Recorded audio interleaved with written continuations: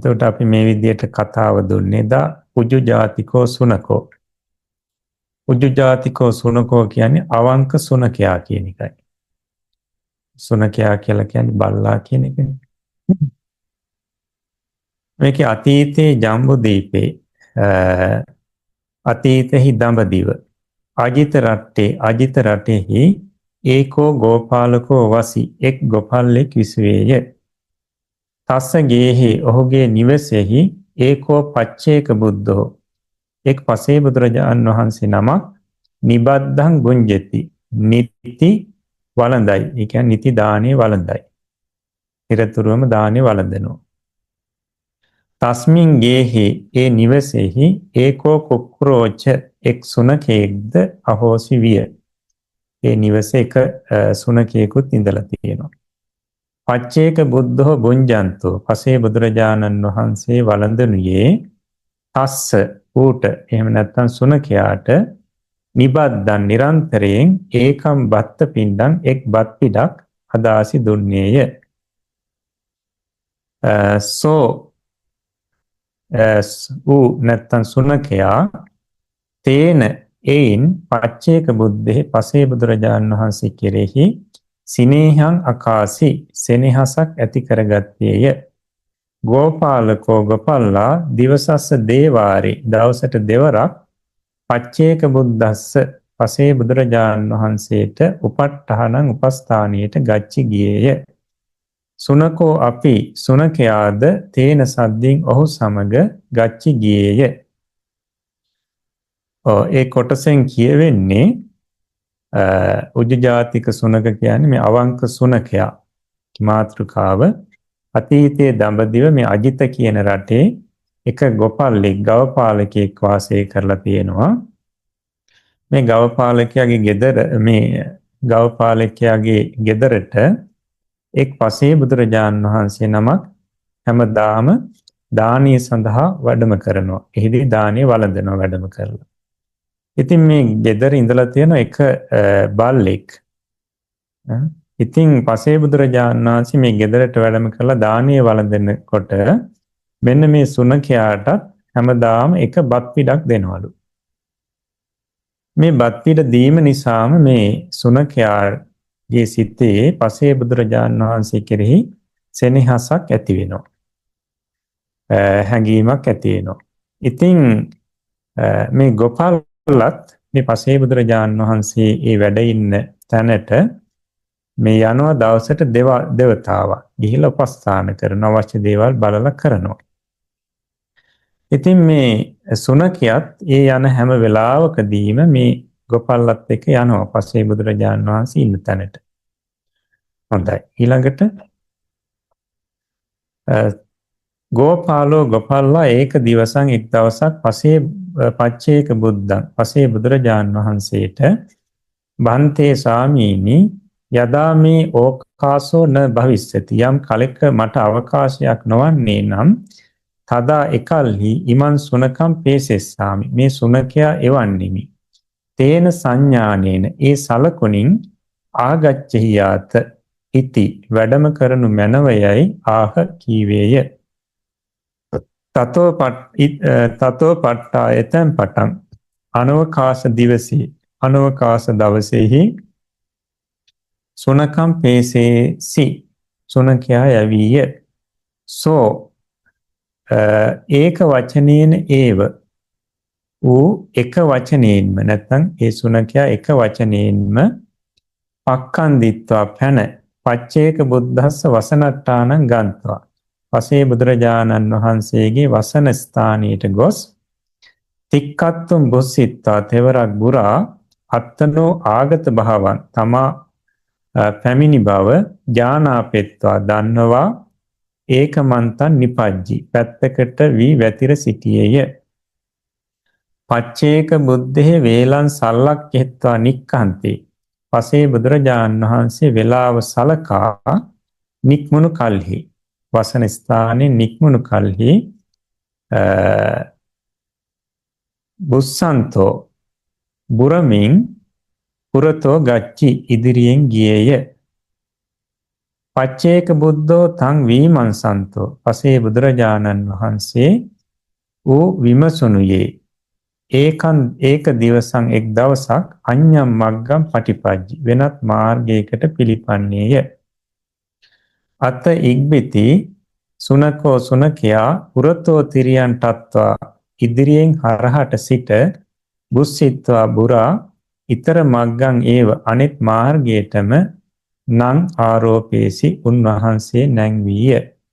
මේකෙදි කියන්නේ ගෝපල්ලා එක් දවසක් මේ පසේ බුදුරජාණන් වහන්සේට කියනවා ස්වාමීනි මට යම් දවසක ඔබ වහන්සේ මේ ඉන්න තැනට මේ උපස්ථානයට එන්න බැරි වුණොත් බලන් දෙන්න බැරි වුණොත් එදාට මම මේ සුනකයා එවනවා. එතකොට සුනකයා එදාට තනියමයි අන්නේ සුනකයා පැමිණීම කියන මේ සලකුණෙන් ඔබ වහන්සේ මගේ නිවසට වැඩම කරන්න දානෙට. ඉතින් මෙන්න මේ විදිහට කියලා එතෙන් පටන් Tamanට යන්න බැරි වෙන දවසේ සුනකයා යවනවා. ඉතින් මේ සුනකයාත් අර මේ ගෝපල්ලා යන්න කියලා පසේ බුදුරජාණන් වහන්සේ එක්කරගෙන යන්න කියලා කියනකොට ඒ එක වචනයෙන්ම මේ බොහොම සතුටින් මේ පැනලා පසේ බුදුරජාණන් වහන්සේ ඉන්න තැනට දුවගෙන ගිහිල්ලා 3 පාරක් බුරනවා. බුරලා ඒ බිරීම තමයි තමන් ආපු බව දැන්වීම.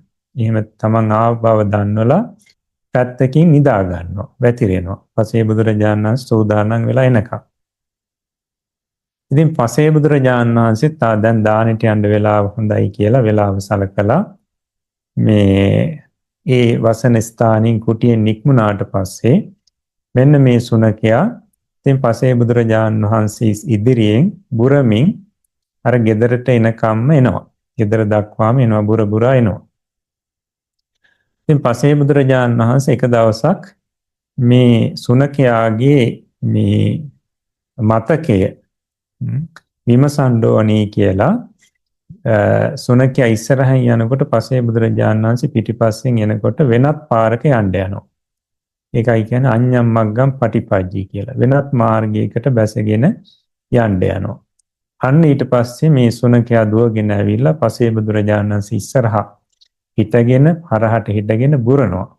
බුරලා මේක නෙවෙයි පාර අරකයි පාරය කියලා අන්නේ මේ මාර්ගයටම උන්වහන්සේව මේ ගෙන ආව නැන්වා කියලා පැහැදිලි කරනවා.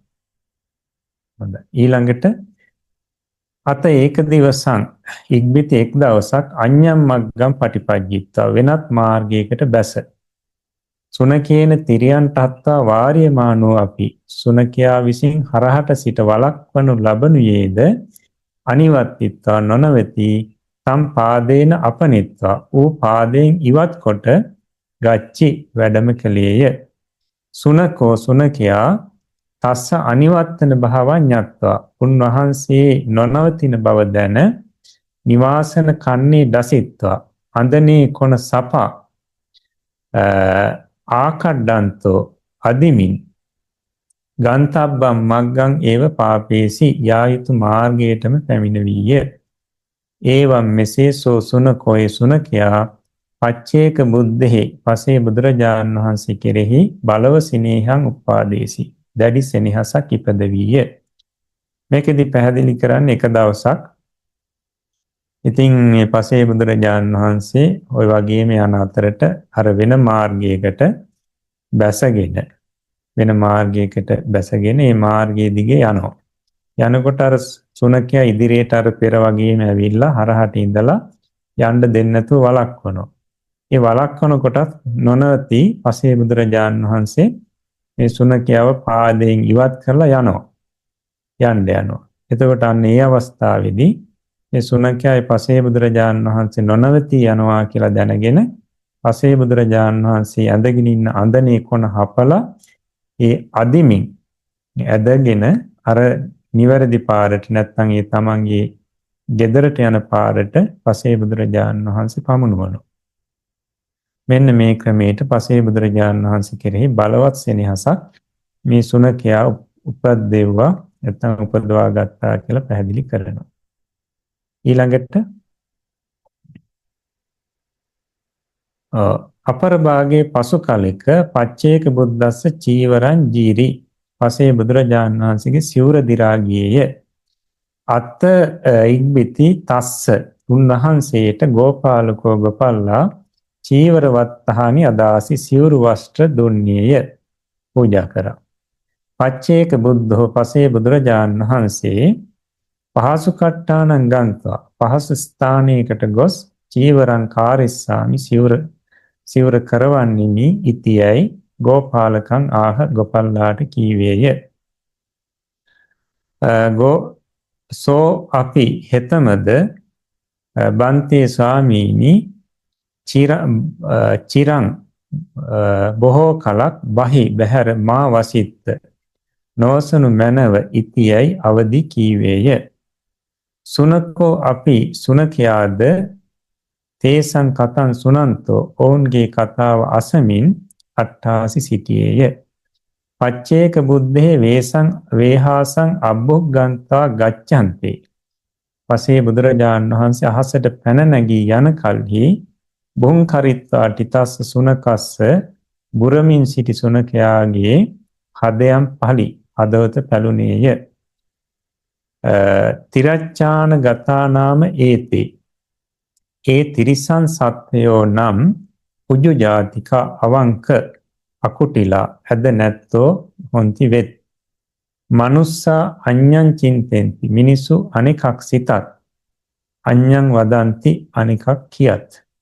මේක ධම්මපදට්ට කතාවේ කතාවක්. එතකොට මේකෙදි පැහැදිලි කරන්නේ පසු කාලීනව මේ පසේ බුදුරජාණන් වහන්සේ මේ ස්ථානයේ වැඩ ඉන්න කාලෙදී උන්වහන්සේගේ සිවුර දි รา පත් වෙනවා.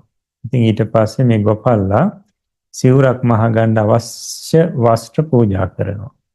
ඊට පස්සේ පසේ බුදුරජාණන් වහන්සේ මේ ගොපල්ලාට කියනවා මම සුදුසු තැනකට ගිහිල්ලා මේ සිවුර කරව ගන්නම් මාස්ව ගන්නම් කියලා කියනවා. ඉතින් ගොපල්ලා ඒ වෙලාවේ කියනවා ස්වාමීන් කමක් නැහැ. ඉතින් ඒ බහැරට වැඩම කරලා ගොඩක් කාලයක් එහි වැඩ ඉන්න එපා. ඉක්මනට මෙහෙට නැවත වැඩම කරන්න. ඉතින් එහෙම කියනවා. මෙන්න මේ කතාව සුනකයා අහගෙන ඉන්නවා. මේ දෙදෙනාගේ කතා බහ. ඊට පස්සේ පසේ බුදුරජාණන් වහන්සේ මොකද කරන්නේ? අහසට පැන නැගිලා උන්වහන්සේ මේ සිවුර සකස් කරගන්න තැනක් හොයාගෙන යනවා. ඉතින් මේ අහසට පැන නැගිලා යනකොට මේ සුනකයා බුරමින් ඉන්නවා. මොකද අර පසේ බුදුරජාණන් වහන්සේ අහසට පැන නැගිලා යනකොට සුනකයාට ඒක දැනෙනවා. ඉතින් මේ බුරමින් ඉන්න සුනකයාගේ හදවත පැලෙනවා. ඉතින් ඒකෙදි පැහැදිලි කරනවා තිරච්ඡාන ගතානාම ඒතේ උජු ජාතිකා අකුටිලා හොන්ති. මේ තිරිසංගත සත්තු කියලා කියන්නේ අවංකයි, ඇද නැහැ, වක් නැහැ. ඒ කියන්නේ හිතන දේම තමයි කරන්නේ.